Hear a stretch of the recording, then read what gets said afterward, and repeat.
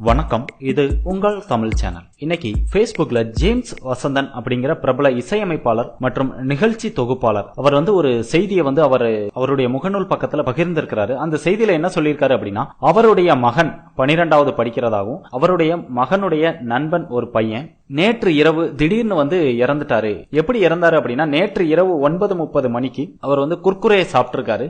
அந்த குர்குரே சாப்பிட்டதுனால அந்த பையனுக்கு அதிகமான வயிற்று வலி வந்திருக்கு. வயிற்று வலி வந்ததுனால வயிற்று வலிக்காக இஎன்ஓ கொடுத்திருக்காங்க. இஎன்ஓ கொடுத்ததுமே அந்த பையன் சில நிமிடங்கள்ல இறந்துட்டான் அப்படின்னு அந்த செய்தியை பகிர்ந்திருக்காரு. இதை ஒரு விழிப்புணர்வு செய்தியா நான் பகிர்றேன். இதை எல்லா பசங்களுக்கும் பொண்ணுங்களுக்கும் கண்டிப்பா பெற்றோர்கள் பகிர்ந்து கொள்ளுங்கள் அப்படின்னு சொல்லியிருக்கிறாரு. முடிந்த அளவு நாமும் இது போன்ற உடல் நலத்திற்கு கேடு விளைவிக்கும் உணவுப் பொருட்களை தவிர்த்து நல்ல இயற்கையான உணவுகளை உண்ண பழகிக்கொள்வோம். நம்முடைய குழந்தைகளுக்கும் இது போன்ற உணவுப் பொருட்களை வாங்கி கொடுப்பதை தவிர்த்து விடுங்கள். அந்த பையனுக்கு ஏற்பட்ட இதே நிகழ்வு நாளை மற்றொரு சிறுவனுக்கும் ஏற்படலாம். இந்த செய்தியை எந்த அளவிற்கு மீடியா வெளியே பகிரும் என்று தெரிவதில்லை.